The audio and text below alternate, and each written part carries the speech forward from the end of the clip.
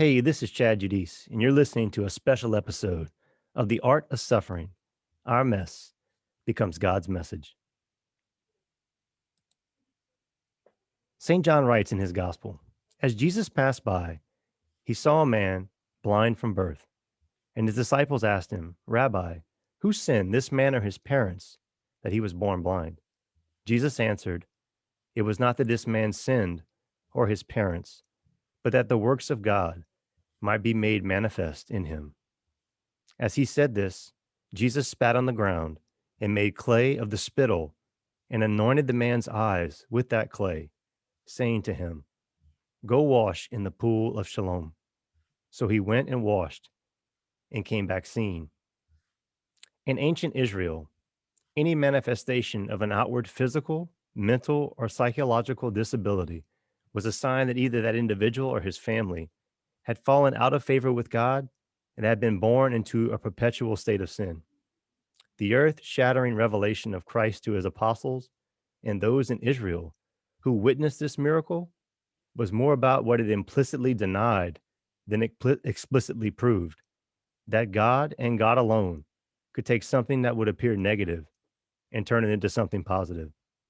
This man's disability became an instrument used by Christ to make his work and presence as the Messiah of Israel in the lives of that man and all of Israel more visible to them. At times, we all have the potential to become an instrument of God that draws others to himself and makes his work and presence in the lives of others more visible to them. However, what often is perceived to be a curse in this life sometimes turns out to be one of the greatest blessings, one that doesn't just impact our life, but more importantly, the lives of others. For the first few years of Eli's life, I felt compelled to share this journey with so many people. But most importantly, I wanted to illustrate just how much of an instrument of God Eli had been to bring Ashley and I closer to him, but more importantly, just how tangible Eli's condition made God's work and presence within our lives more visible to us. What I could not have anticipated was the resounding impact his story and disability would have in much the same way in the lives of so many others who the Holy Spirit would intentionally bring across our path. The unsolicited responses and jaw-dropping affirmations from random individuals across the country who encountered our family's journey gave tangible evidence to the bold claims I made regarding the limitless power of a story and what it could have on humanity. Inspired to write again, I decided to be the narrator for the other people, and this time share their stories, who had reached out to us in some of their darkest moments when Eli's story became what made God's work and presence in their lives much more visible to them. Ashley and I have been gratified by the outpouring of love and concern for Eli. We've been deeply moved by many of the letters we received saying how Eli's story had touched the hearts and souls of those who'd read about his life. But nothing affected us more profoundly than a letter we received from an inmate at a correctional facility in Zachary, Louisiana, near Baton Rouge. It convinced us that our son's very existence, the story of his birth, his struggles, and our triumphs as a family, has the sublime power to melt hearts and bring people to a better understanding of the miracle and beauty of every single human life. That letter came to us in August of 2010, just a few days before the start of a new school year at St. Thomas More.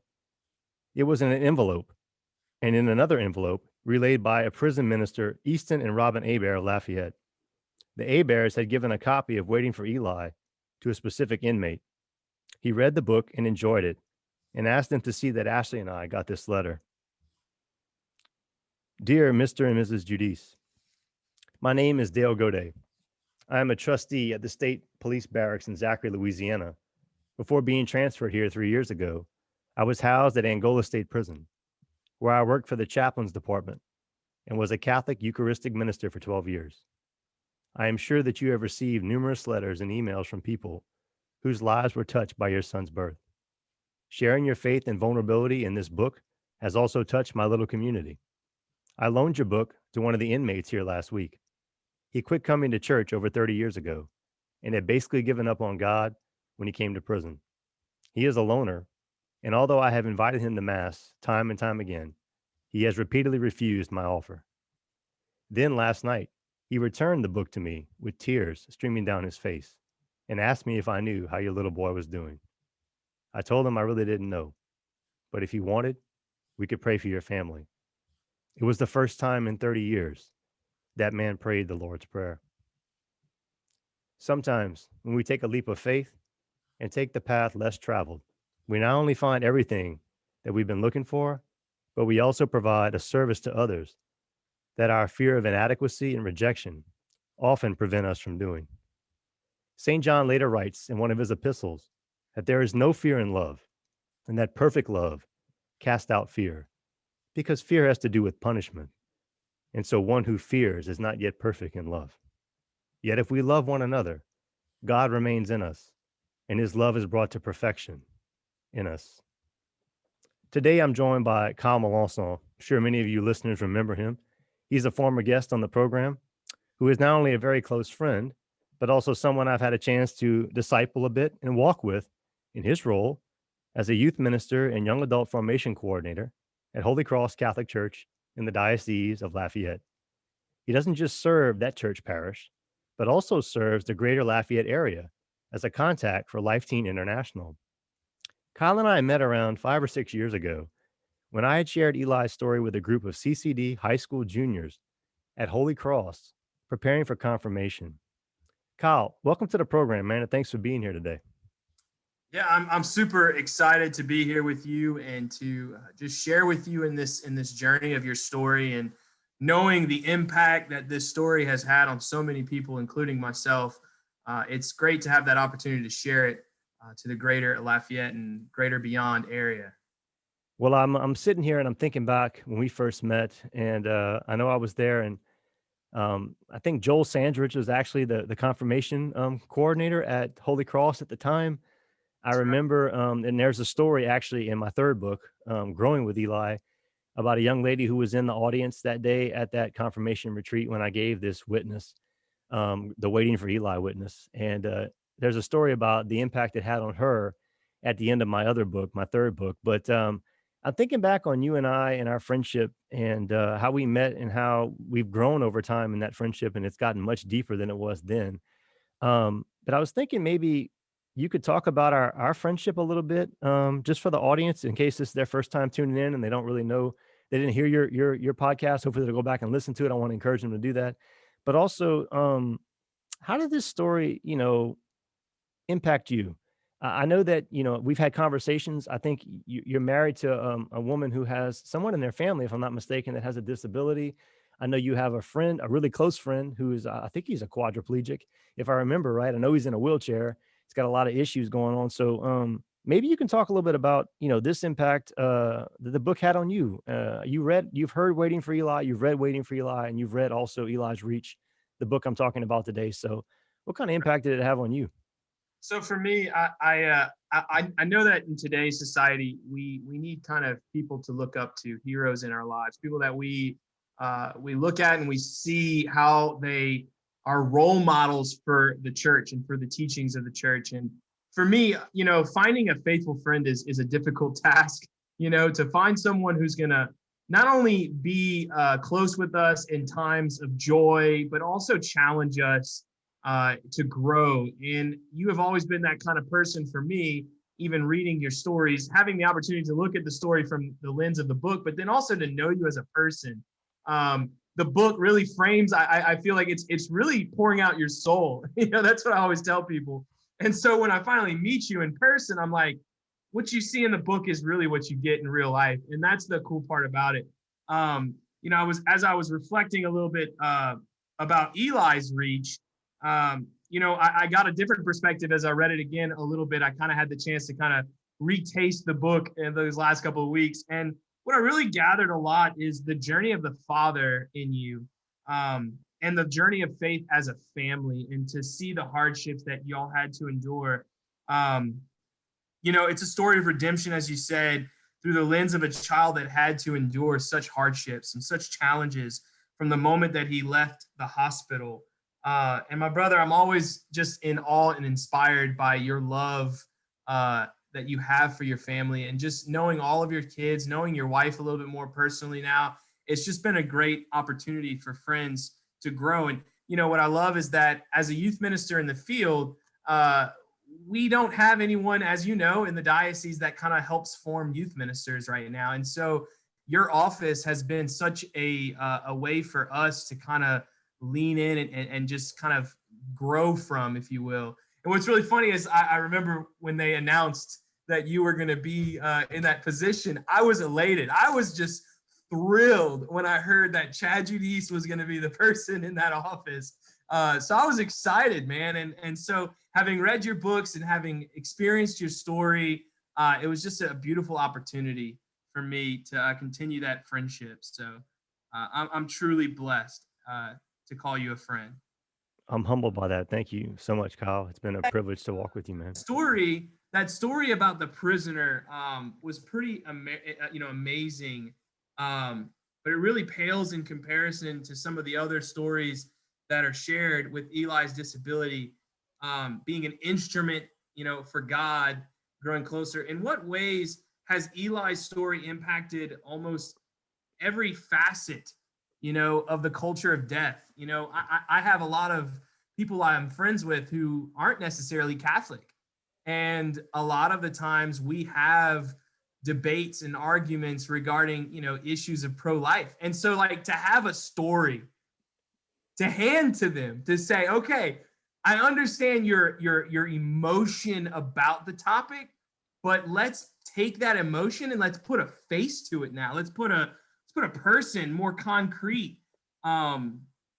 So, do you find that this is a good rebuttal against abortion? Yeah, actually, and one of my primary reasons for sharing so many of the stories that I got unsolicited given to our family as a result of first witnessing, waiting for Eli in person with people, and then also, getting responses from the basic, just the one-on-one in-person witness, and people reading the book and then giving unsolicited responses, was that I had been teaching civics and American history for a long time at St. Thomas More Catholic High School. I spent 17 years in a high school classroom before being appointed to be the director of the Office of Catechetics. And 11 of those 17 years were spent at St. Thomas More. And of those 11 years, 9 of them were spent teaching civics and American history. And then I taught theology at another Catholic high school, Catholic High in New Iberia. And then I came back and taught theology at St. Thomas More before I got appointed by Bishop Desautels in May of 2018 to this position. So as a civics teacher, when I was teaching ideology and about political parties, and given that it's, at this time, it's right after the November election of 2020, as we're recording this, there's a lot of turmoil in the country, a lot of debate about a lot of things going on in the country. And I used to be completely plugged into that. I got unplugged from it. And then after what just happened and everything that's occurring right now, it's kind of plugged me back in to that. And I've gotten real fixed on it. And, unfortunately, there are a lot of people who claim to be pro-life, but they have this exceptions, right? They have an exception clause. They say, oh, I'm pro-life, except when it's rape, incest, or the health of the mother. And what I found uniquely after I had gathered all of these stories that came into me that I helped share, some of the stories I'll share today are actually in Eli's Reach.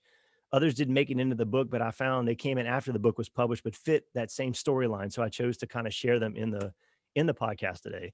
But one of the things I found was that a lot of times the people who say that, they're taking something that happens roughly statistically less than 1% of the time in all circumstances of abortion. And what they're doing is they're painting that as the norm, when in reality, it's just an exception. And if they can paint it as the norm instead of the exception, when you say I stand for life, even in those 3 cases, rape, incest, and the health of the mother, they can make you look like an extremist. But what I really thought is cool is if you logic about this for a few minutes, besides the fact that science shows that from the moment of conception, right, there's an irreplicable DNA that's been formed in a human person, and that a person is a developing organism in the species of Homo sapien. Dogs beget dogs, cats beget cats, people beget people. You look at the situation, you realize how rare some of these circumstances are. But what I found unique about Eli's story was that it actually influenced people in those specific situations to do just the opposite of the reason why, even in some circumstances, people say we have to keep abortion legal in this country. So, what I want to do just real quickly is share a couple of like startling statistics because I think statistics don't lie. So, in 2004, it's a little bit dated, but a Guttemacher Institute anonymously surveyed about 1,209 post abortive women from 9 different abortion clinics across the country. And of the women surveyed, 957 provided a main reason for having an abortion. So, here's their reasons. Uh, Less than 1%, 0.5% are victims of rape. So that's a really, really rare occurrence. Okay. 4% claimed the health of the mother. 3% said it had a fetal health issue. That would have been something kind of like my son, who was diagnosed with a birth defect. The other statistics, 4% said it would interfere with their career, their education. 7% said they were not mature enough to raise a child. 8% said they didn't want to be a single mother. 19% said they were done having kids. The big one, 23% said they couldn't afford a baby. And then 25% said they were not ready for a child. And if I look here, and if you're listening to this on YouTube rather than hearing it on a podcast, and you see the PowerPoint slide I have in front of you, I highlighted these 4 big areas because I feel like Eli's story has influenced this specific situation for individuals in each one of them. And it just fundamentally shows that these are not valid reasons to end the life of an innocent human being.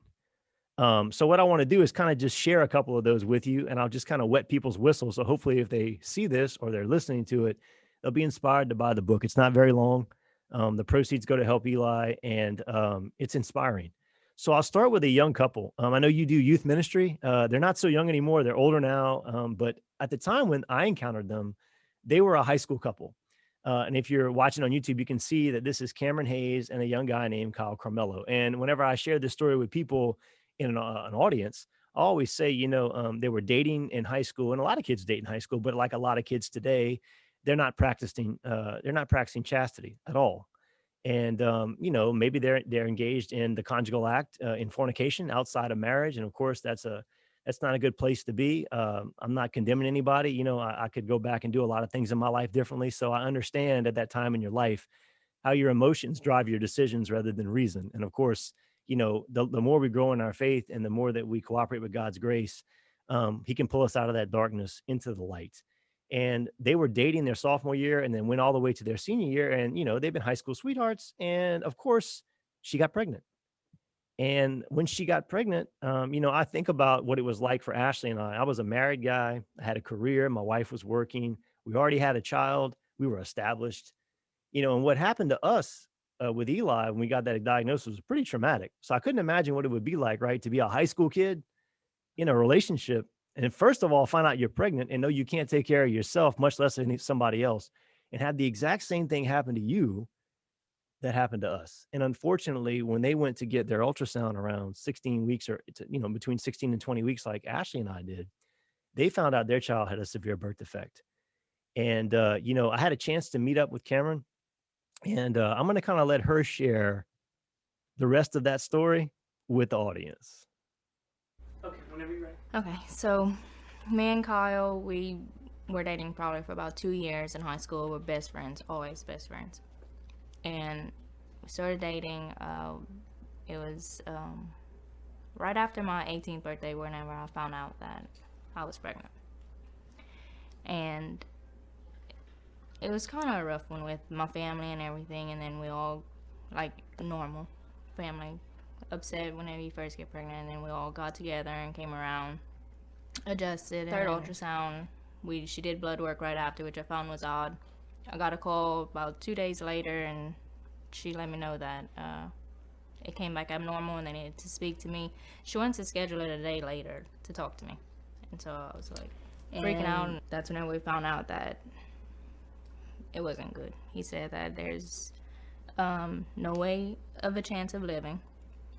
It won't happen. He assured me that the skull was not there. He had anencephaly, where the skull doesn't form at the top. So he said that you can have an abortion if you want. That's always an option. I can't do it here, but I continue to an awesome place in Houston. He told me, awesome. He knows a God that you can do, but you can't wait too long, because if you wait too long, then they won't be able to do it. So I'm here, like, not really that I'm here for you, but I can help you get through this, being that he can get rid of it and not ever have to worry about it again. Devastated. So I ended up leaving, and I was like, I never want to see this person again. He just tore my world upside down. So we follow up with my doctor, and I told her how rude he was, how all he kept saying was he just wanted me to have an abortion. And at first I thought that's what I was going to have to do. And I never once thought I would ever have to do that, but he kind of made me, and then I did not go back to school. I was upset. I did not know what to do. I didn't know where to put myself. And my sister, we were both in high school at the same time, she came back and said, Cameron, look, one of our teachers that were very close friends with us, she told me about this book that she said that you really should read. And I said, okay. She said her name was Natalie. She gave the book to Bailey. She gave it to me, and I read it in a sitting. And ever since then, just had faith and look forward to a miracle. And that was the book, Waiting for Eli. Well, Kyle and Cameron, they had that baby. His name was London Dre Carmelo. And even though he didn't live very long after he was born, he was given life. And it was transformative for both of them. And, I'm going to quote her here from the letter she wrote to me, because I think her words are words of wisdom, whether they're coming from a 60-year-old woman or at the time an 18-year-old young lady. 2 days later, a friend loaned me the book Waiting for Eli, A Father's Journey from Fear to Faith. Eli's story gave me hope and belief that a miracle could happen for me and my angel. And from that point on, I decided to choose faith over fear. The most significant sign I received was after praying to feel my baby move. And before going to bed one night, I felt him move for the very first time. From that moment on and to this day, I would sacrifice all the sleepless nights, aches, and pains just to feel him move again. I found peace knowing that he was always safe within me.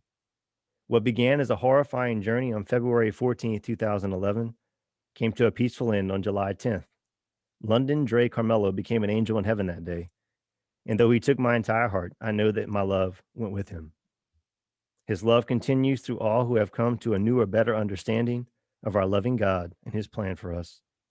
It is my hope that others will recognize this beautiful miracle and make the choice to always give life. They went on and had another child. Unfortunately, it was out of wedlock, but this is London's brother.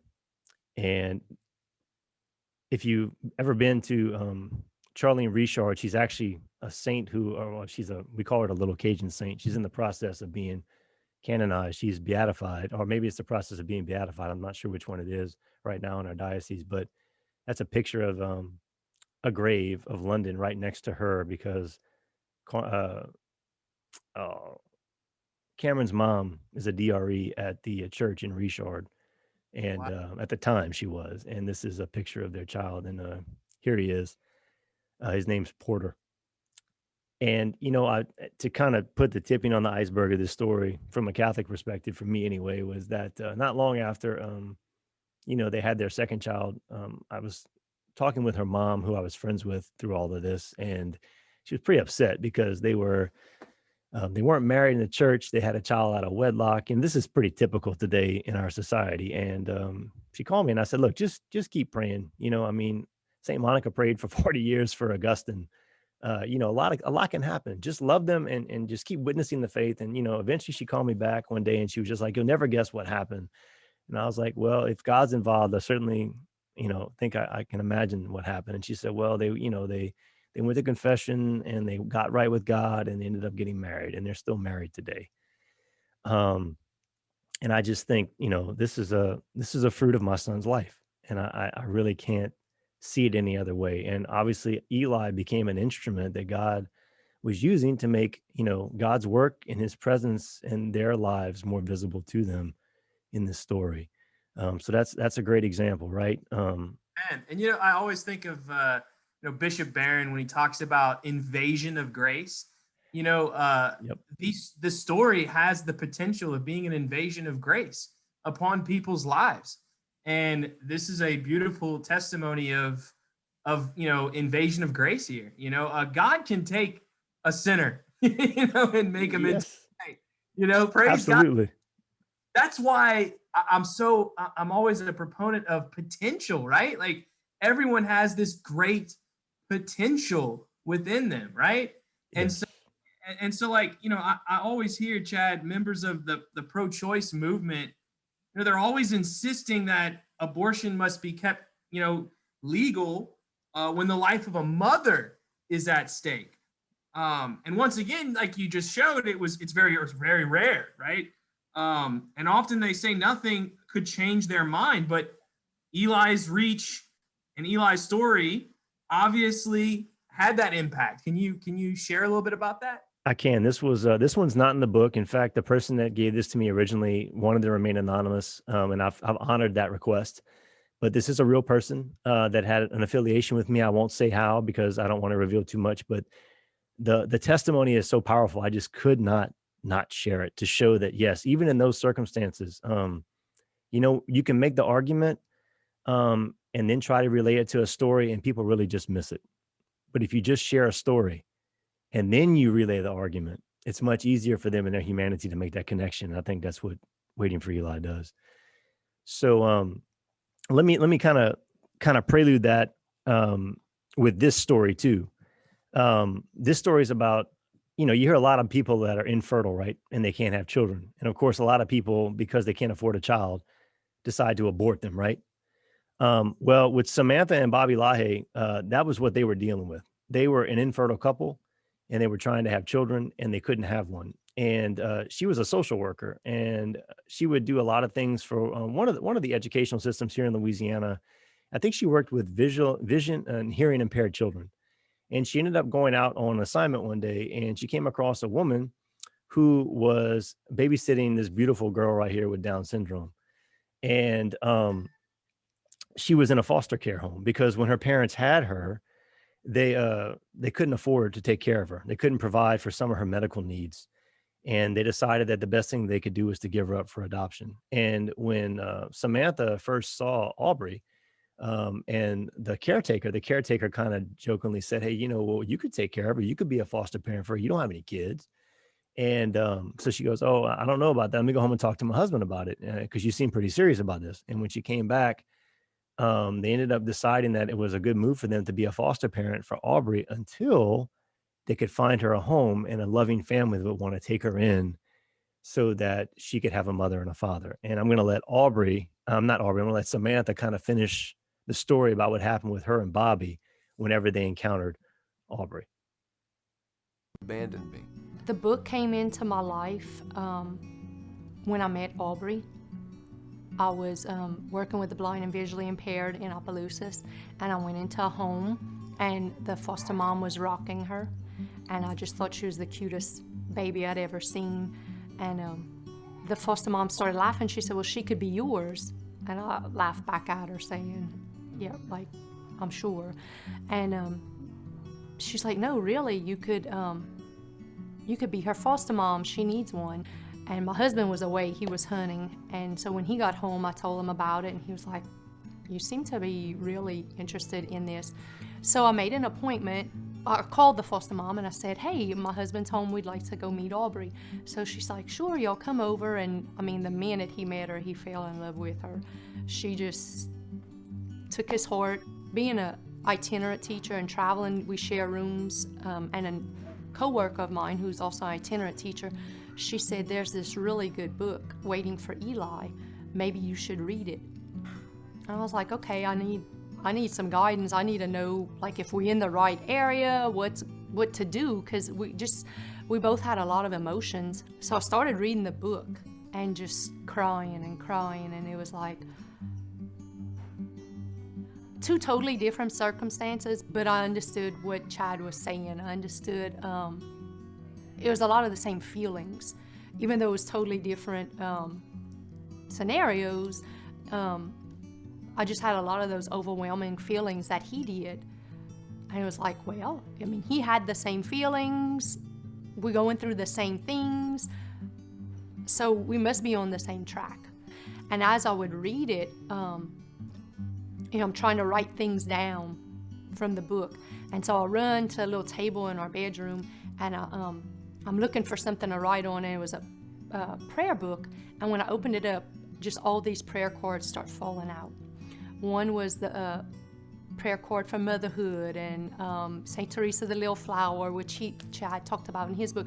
Just so many ironic things were happening. I was like, oh my gosh, these are signs. These are what the things Chad talks about in the book, and it just started to become clear to me that this is where we needed to go.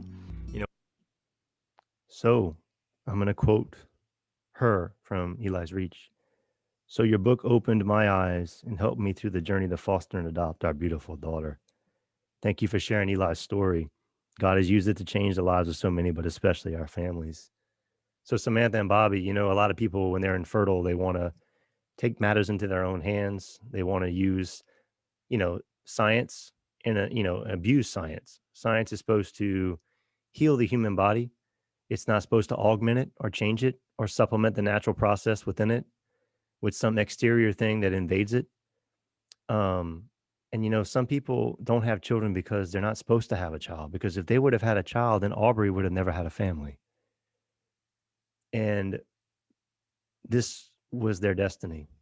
And once again, this is a great example of how Eli became an instrument. His disability, right, became an instrument of God that made God's work and presence in their lives, in their difficult situation and their suffering, more visible to them. And you can see that their Good Friday certainly had an Easter Sunday. Now, you mentioned before I shared this story about a woman who said that, there's no way you could change my mind about abortion, right? That, it should be legal. And that if the life of the mother is in jeopardy, there should be a way for the mother to alleviate that issue. And like I said, this was an anonymous, unsolicited thing that I want to keep private, but I thought it was just too powerful not to share. So I'll go ahead and share that now. I received this unsolicited response from someone who read the book. Chad, the inspiring story of your son Eli and your family has changed the way I view certain things. When I was growing up, I saw abortion being debated. I saw laws passed that loosened the restrictions of abortion. I was a teenager when Roe versus Wade legalized abortion. But abortion being legal just made sense to me. It was the only way I ever viewed things. My mom had breast cancer and defeated it. She was older and did not think pregnancy was possible anymore. When she discovered she was unexpectedly pregnant, the doctor informed her that continuing the pregnancy would increase the chance of her cancer returning. So my mom had an early abortion. She did not show any emotional damage. But being a mother myself, I know now that she probably just hid it from me for my own good. Because of this, I thought abortion had saved my mother's life. I did think about the brother or sister that I may have gotten, but my mother was my best friend. This allowed me to still be with her, right? My children do not know about their grandmother's abortion and about the uncle or aunt they could have had. I saw your book one day on my daughter's nightstand. I knew about it. I picked it up because I wanted to see what there was to it. I read it over the next 2 days in my spare time. It was so inspiring. I knew God put this little child on earth for a major purpose. And there were signs even before his birth to let us know. It is impossible to ignore God's message. We must treasure life. If you and your wife had chosen to abort Eli, then I would still believe that abortion is perfectly okay. In today's society, emotions dictate selfishness and propel us to believe something is okay because of the convenience. This was where I previously stood. I thought a woman had a right to her own body.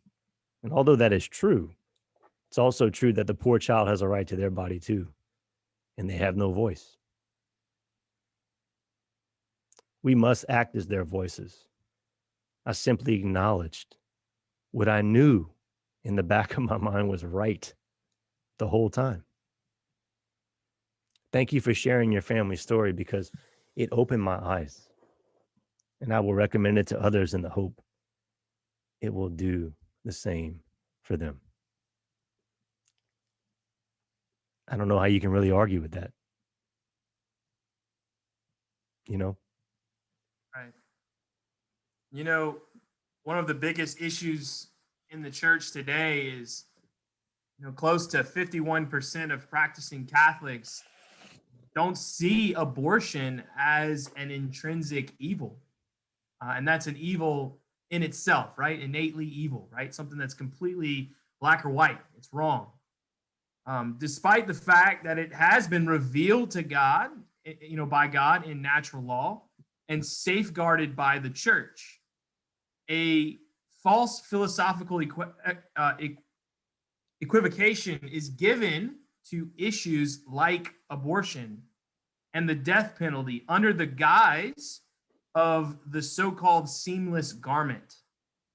Can you explain what that is and give a tangible example of how Eli's story has touched that in the life of someone as well? Yes, I can. And I don't know how many people are really aware of some of this. But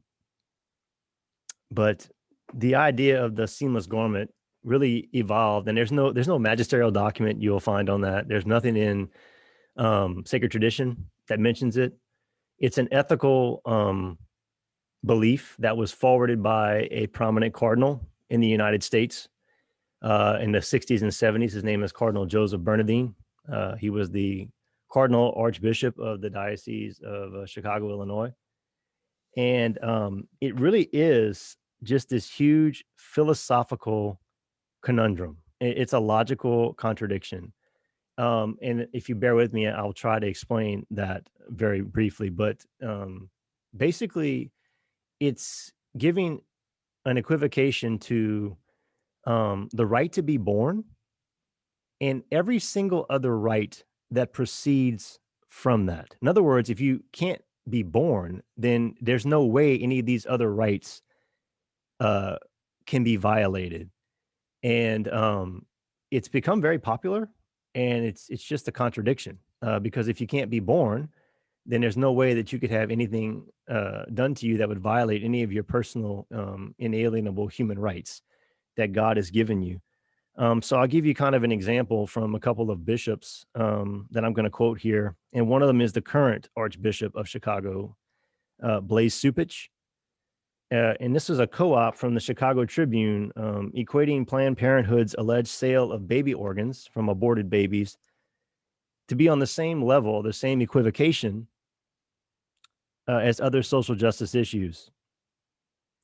He said, we should be no less appalled by the indifference toward the thousands of people who die daily for lack of decent medical care, who are denied rights by a broken immigration system and by racism, who suffer in hunger, joblessness, and want, who pay the price of violence in gun-saturated neighborhoods, who are executed by the state in the name of justice. With regards to the death penalty, there's a long-standing tradition in moral law and natural law that the death penalty in and of itself is not intrinsically evil. And we can show that from scripture and from tradition and from several popes throughout the history of the church. I don't want to turn this episode into that, but that's where that statement's arriving from. I think there's an error there in application of that teaching. The comments by Archbishop Blaise Supich elicited a response by Archbishop Charles Chaput of Philadelphia, who refuted his claim with the following statement. On a spectrum of bad things to do, theft is bad. Assault is worse, and murder is the worst. Only a very confused conscience would equate thieving and homicide. Both are serious matters, but there is no equivalence. The deliberate killing of an innocent life is a uniquely wicked act. No amount of contextualizing or deflecting our attention to other issues can obscure that. Pregnancy is not a crime, and a baby doesn't have due process in the court of law. Anybody who's on death row has had due process in a court of law. I'm a former civics teacher, so this is just like second nature for me to think about that.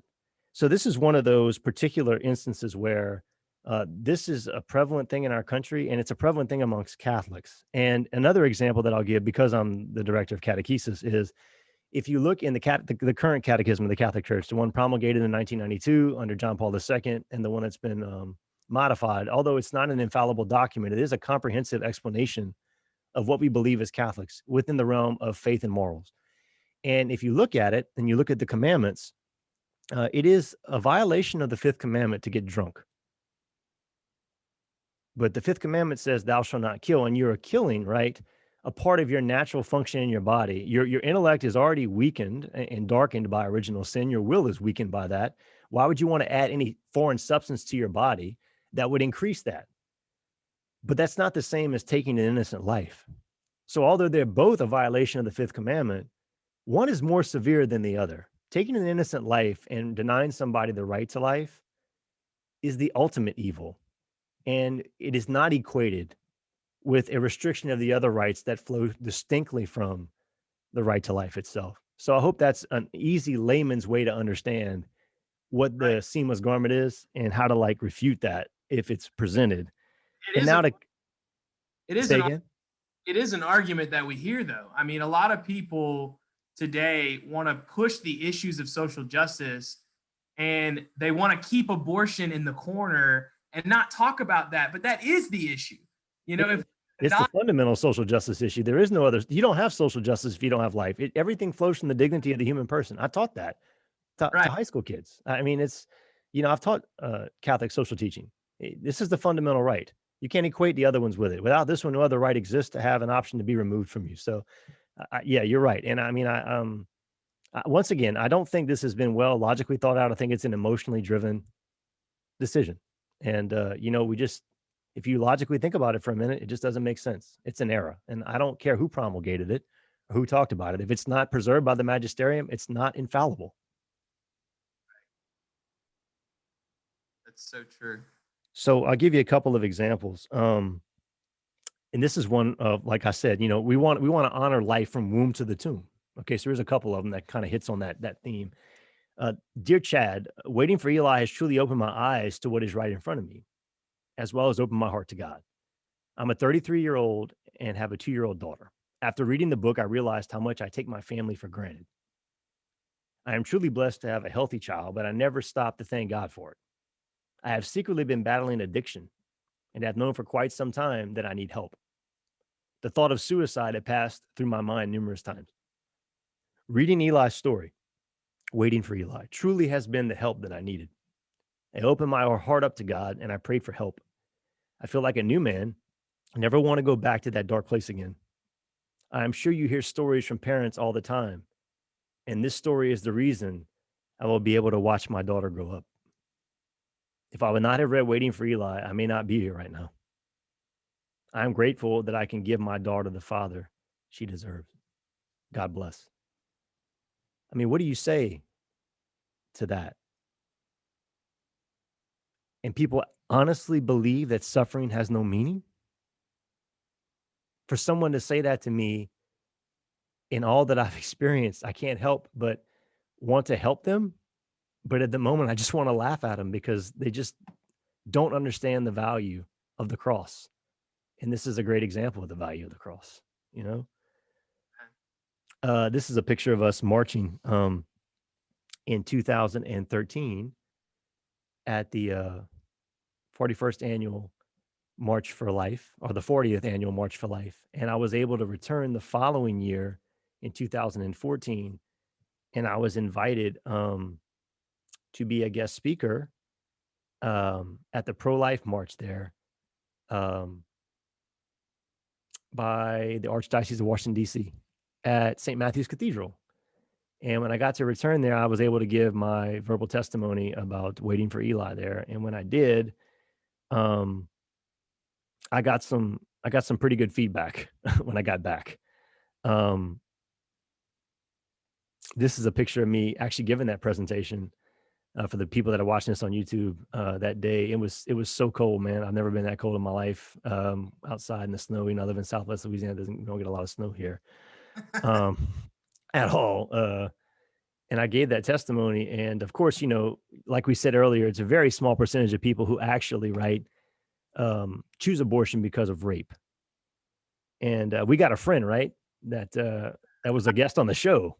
in the past. Maybe talk a little bit about, about Dustin. He's both of our friend, right? And his story is drop dead amazing as well. And it's a pro-life story. Right. I'll never forget my friendship with Dustin. It's so funny because the Holy Spirit made that friendship happen. I saw the guy, I work at Holy Cross, and he happened to make a commitment during Lent to go to Mass daily. And he just happened to stop at Holy Cross for Mass. And as he was going up to receive Holy Communion, I'm very intentional when I meet young adults. So I immediately walked up to this guy and I'm like, hey, man, I felt the Holy Spirit telling me to come talk to you.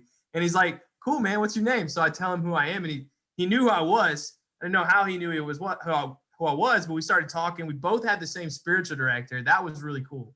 And immediately we connected. And I had never heard the guy's story yet. But, he was conceived in rape. And this always is a sticking point in the culture of death, and that abortion being legal. And unfortunately is an opinion held by many who also claim to be pro-life. How has Eli's story changed the heart and mind concerning that issue? Well, this is besides Dustin's story, which is just amazing. And he's been on my podcast like you have, and I'm sure people listened to it and heard about it, in his book, My First 30. I got confirmation from this before I met Dustin, and it was from this talk in Washington, D.C. So I got back a couple of weeks after giving the talk, and I had met a lot of amazing people. And of course, I got an unsolicited email from somebody, and I thought I'd share it now with the audience. So here it is. It says, Dear Mr. Giudice, I'm so glad I attended the pro-life rally at my parish, St. Matthew's Cathedral in Washington, D.C. on January 22nd, 2014. Your presentation prompted me to order and read your two books that would be Waiting for Eli at the time and Eli's Reach. And they have fundamentally changed how I see my role. I am a Catholic and a human rights attorney, but I have often shied away from the pro-life, pro-choice debate, regarding it as too politicized. And at the end of the day, I cannot tell another person what to do. I have represented victims of human trafficking and domestic violence who were raped and impregnated with children. And it was so painful to hear their story. But through your family's story, I have come to realize that there is a role for me in the pro-life movement.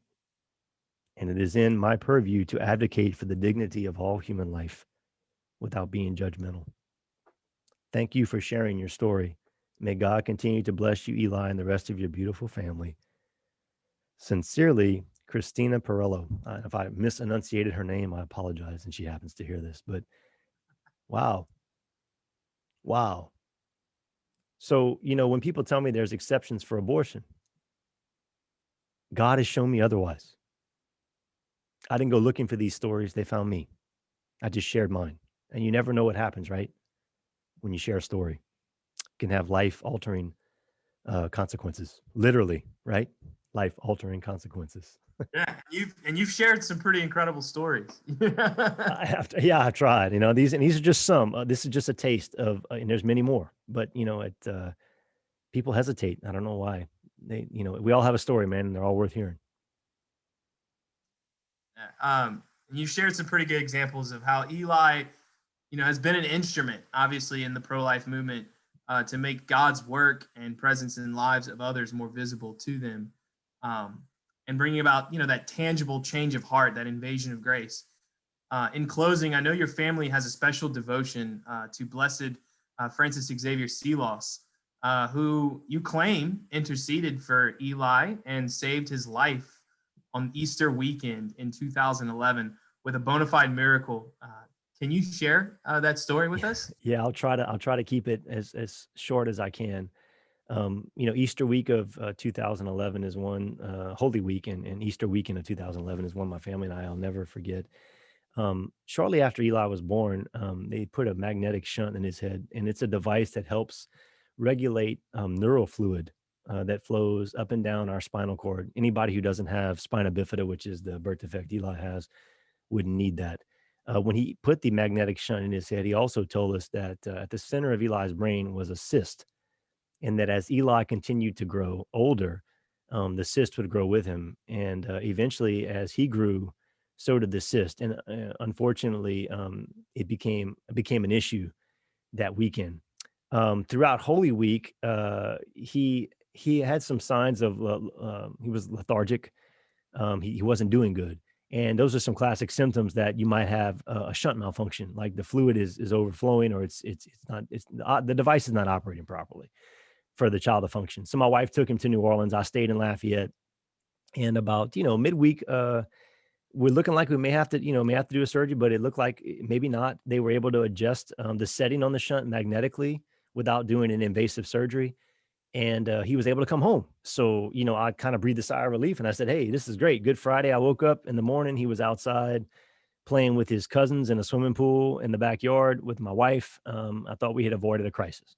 Saturday morning, my wife typically works weekends. She's a neonatal intensive care unit nurse at Women's and Children's Hospital. So she's had a unique experience of being a NICU nurse, but also being a NICU parent. Not a lot of people have that experience. So she can provide some unique care to her patients and the parents of those patients when they're in the hospital with her.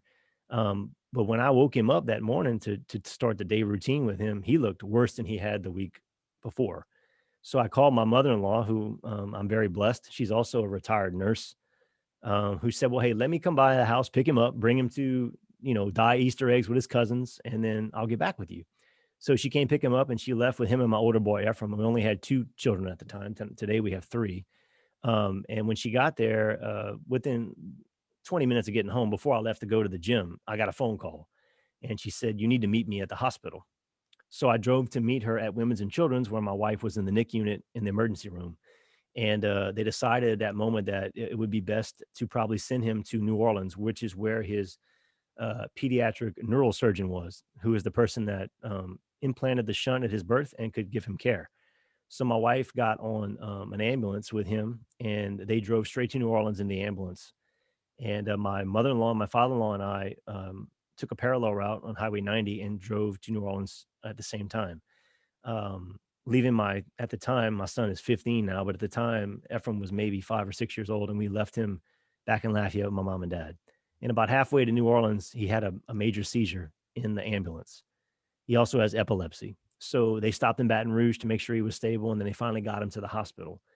When my mother-in-law and father-in-law and I finally arrived, we prayed the rosary the entire drive there. I mean, I'm not kidding you. I don't think we prayed the entire time we left Lafayette all the way to New Orleans, and we never stopped praying the rosary. We just kept praying it over and over and over again.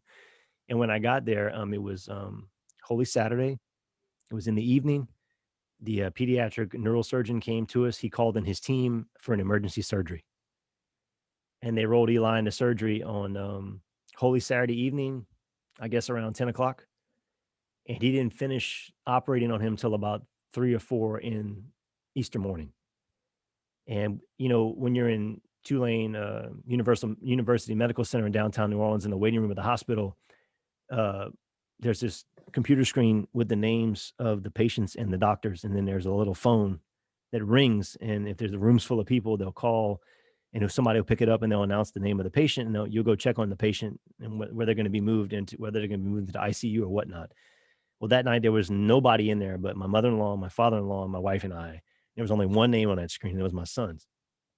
And Dr. Walsh, God rest his soul, he's passed away. He came out around 4 a.m. He just looked beat. And he said, "Look, I think we got it fixed. Everything should be okay." So when you're in the PICU, which is where he was at the time, there's not a private room for the parents. So there's like this storage place where everybody who has a kid in the PICU can like a community share an area and sleep at night. So it's about 4 a.m, Easter morning. I'm not very tired. Obviously, my adrenaline's flowing. I get a couple of hours of sleep. We wake up in the morning and we go in to see him in the PICU on Easter morning. And if you're watching this on YouTube, you can see this is what he looked like. And he looked stable. My in-laws were in there with him. And my wife and I knew that there was a church, a Catholic church, a block down from the hospital. So we went to my mother-in-law and father-in-law and said, "Hey, you know what? We're gonna go to Easter Mass if that's okay with you guys, just to give thanks that he's okay." So my wife and I left him with my in-laws in the PICU, and we went down to Mass on Easter Sunday. We're about 30 minutes into we're about 30 minutes into the Mass, right? It's about the start of the homily. And my wife's phone rings. So she abruptly gets up and walks out of the church. I'm sitting in there, I'm listening to the homily. She walks back in and she looks at me and she says, "We need to go." And I said, "Why?" She goes, "Because the doctors say he needs to go back into surgery." I said, "Well, we're going to stay and get the Eucharist." So I stayed with her and we received communion. And then, of course, we don't like doing the Judas shuffle, and being the first person to lead the Last Supper, but it was an emergency. So we walked out of the hospital. I mean, I remember running down the street in New Orleans. It's a pretty lively city. It's full of people. It's like the Twilight Zone, man. There was nobody on that street but my wife and I, and we were running full blast to the hospital. And we got there at 12 noon on Easter Sunday, and they had rolled him into surgery again. And Dr. Walsh operated on him for about another 4 hours.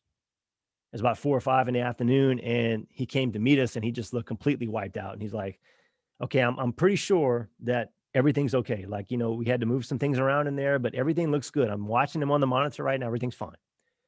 So we went to see him in the PICU afterwards, and this is what he looked like on Easter Sunday evening. Notice they shaved all his hair off.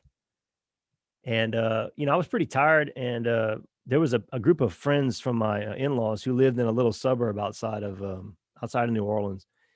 And they had a little house over there. And we could, we're within driving distance from the hospital. My wife said, "Look, everything's going to be fine. Why don't you go there and take a shower?"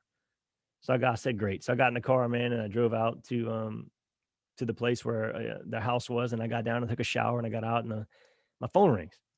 And I answered the phone, and my wife's like, "You're not going to believe this." I'm like, "What?" She said, they took a CT scan, and they said the shunt's not working. He's going to need surgery again tomorrow morning.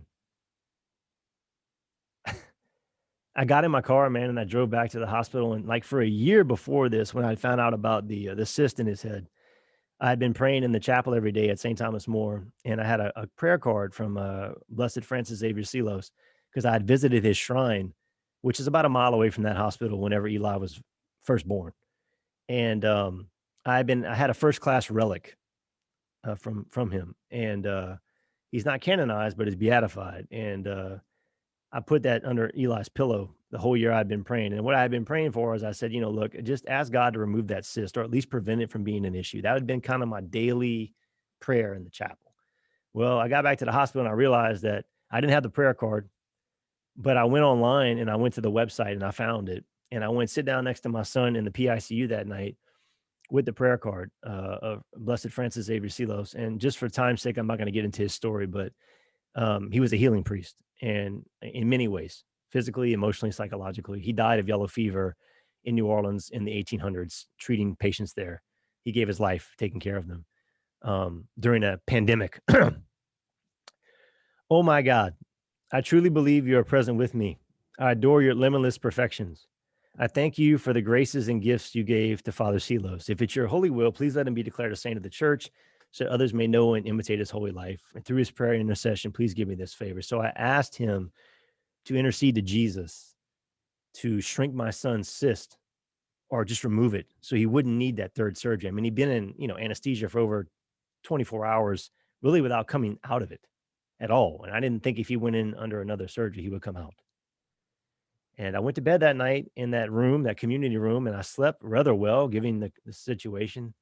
The following morning, I got up, and my father-in-law and mother-in-law were in there, and my wife walked in there, and they came out and tapped me on the shoulder and said, "Hey, you need to go back in there and see Eli, because the doctor's about to talk to you and Ashley." So I said, "Okay."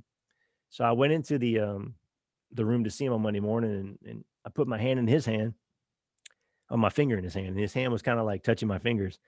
And I could tell he was kind of coming to. And there was a bunch of people behind the nurse's desk, and they were looking over the shoulder of somebody, and they kept looking at us. And I was like, what is the deal? Well, I didn't know at the time, Tulane is a training hospital. So you have a lot of college kids that are in, medical field that are training there to become a doctor or whatnot.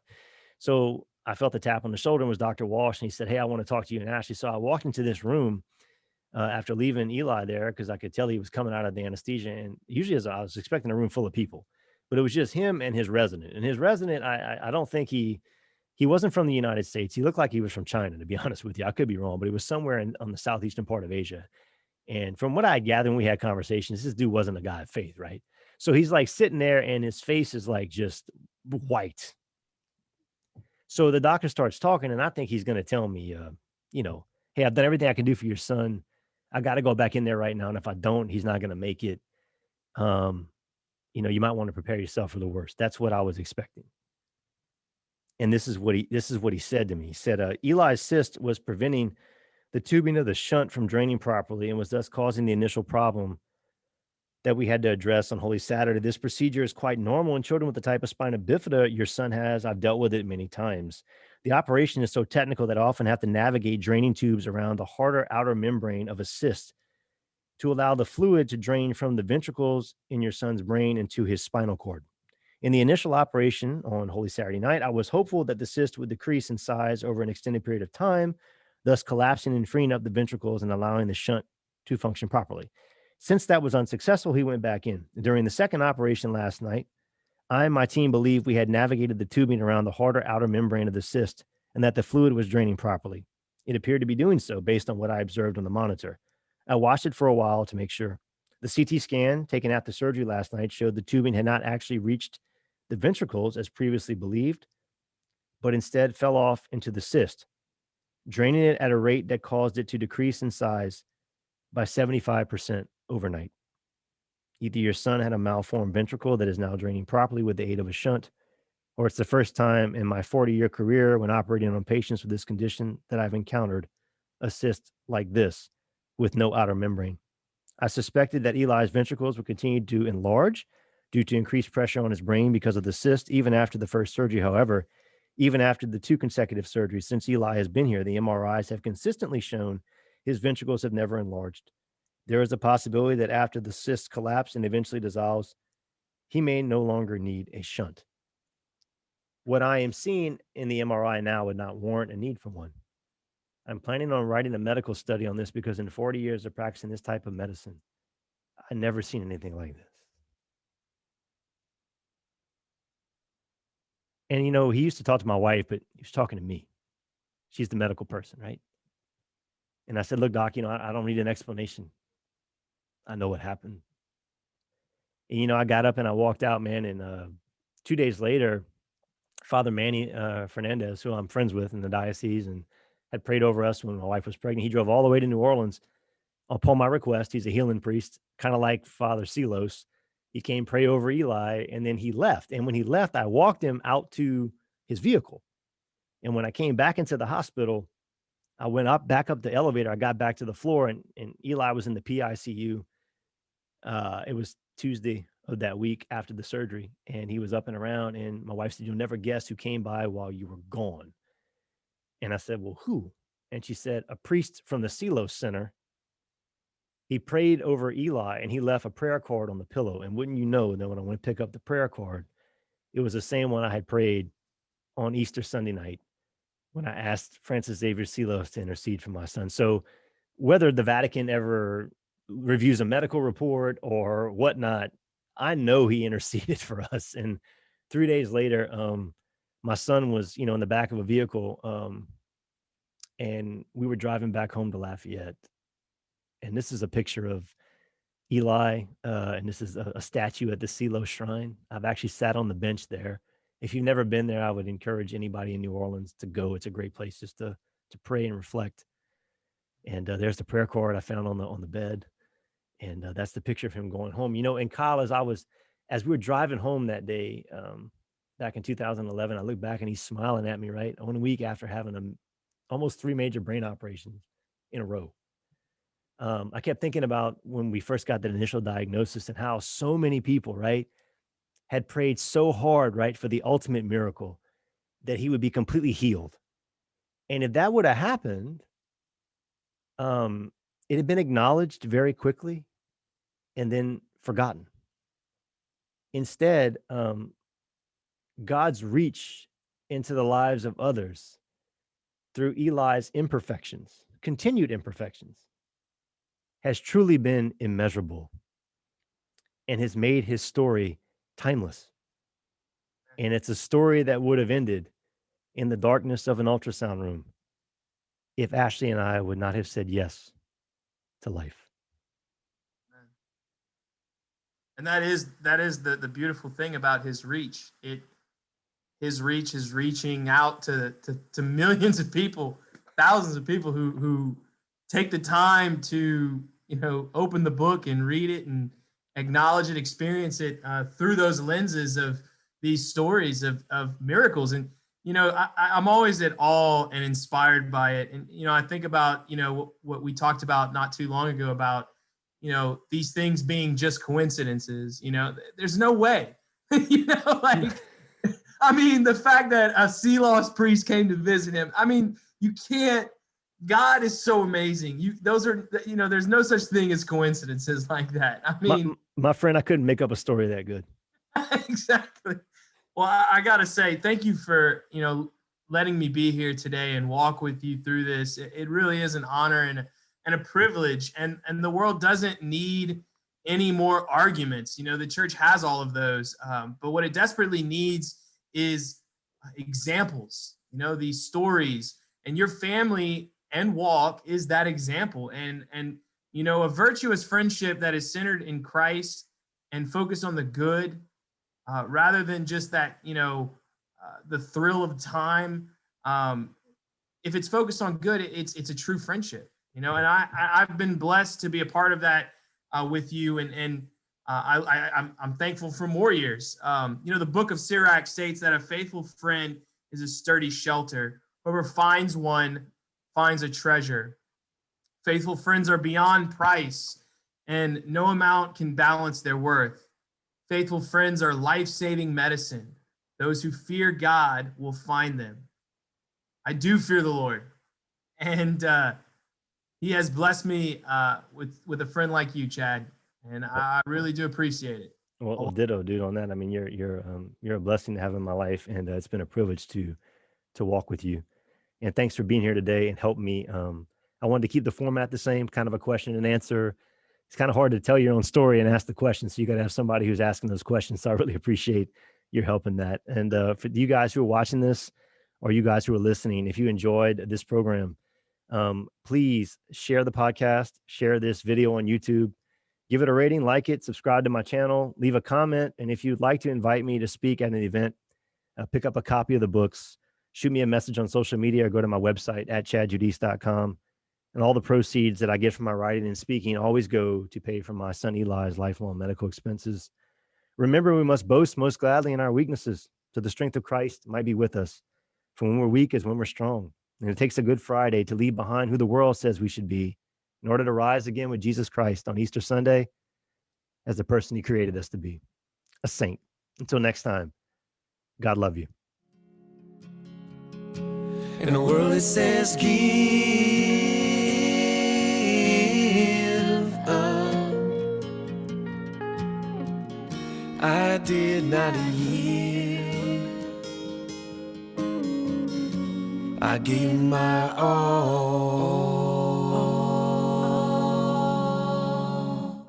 for your battlefield.